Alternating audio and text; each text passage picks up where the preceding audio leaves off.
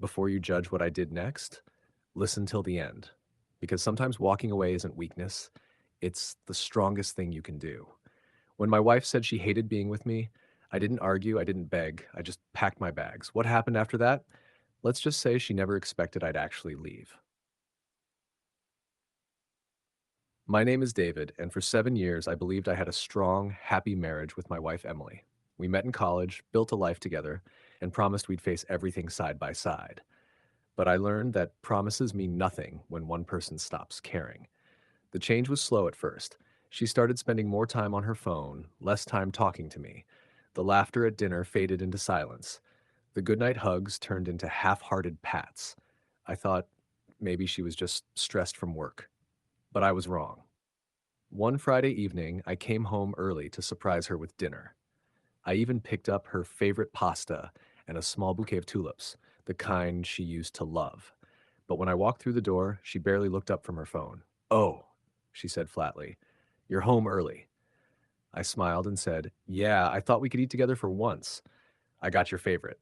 She didn't even fake a smile. Instead, she sighed and muttered, "You didn't have to. I already ate." It was such a small thing, but something in her tone made my chest tighten. I asked softly, "Emily, what's going on? You've been distant for months. Did I do something wrong?" That's when she dropped it, words that still echo in my head. "I just hate being with you sometimes, David. You're boring, predictable. I feel stuck." She said it like she was talking about a TV show she was tired of watching. I stood there, frozen, my heart breaking silently while she scrolled through her phone. No apology, no emotion, just indifference. That night, I didn't argue. I didn't yell. I simply went upstairs, opened my closet, and pulled out a suitcase. When she heard the zipper, she finally looked up and said, "What are you doing?" "Packing," I replied quietly. She frowned, confused. "Oh, come on, don't be dramatic. I didn't mean it like that." I zipped my bag and said, "No, you meant every word, and I'm not going to stay where I'm not wanted." Her face changed from irritation to panic. "David, stop it. You're overreacting."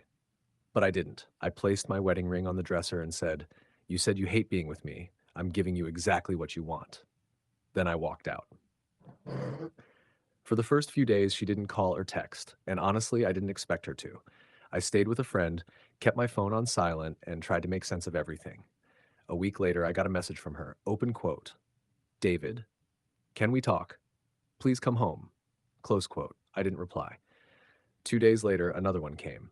Open quote. "I'm sorry. I didn't mean what I said. I was angry. I was stupid." Close quote. Still, I said nothing. Then came the third message. Open quote. "You're really not coming back, are you?" Close quote. That one hurt. Not because of what she said, but because I finally realized she never thought I'd actually leave. She thought I'd just keep trying, keep begging for her love, like always.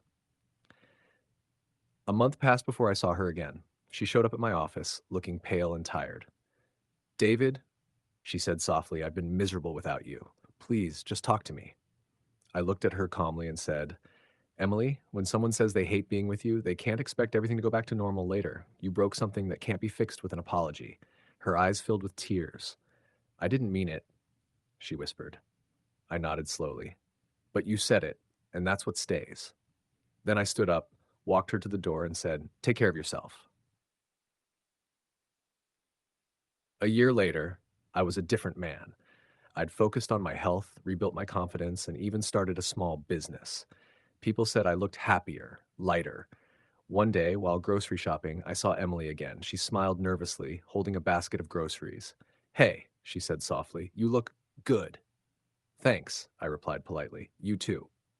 There was a long silence before she said, "I didn't realize what I had until you left." I just smiled and said, "That's usually how it works." Then I walked away, leaving her standing there in the aisle, silent, regretful, and finally understanding what she'd lost. Sometimes the best revenge isn't yelling, fighting, or proving someone wrong. It's moving on, quietly, gracefully, and showing them they were never your whole world.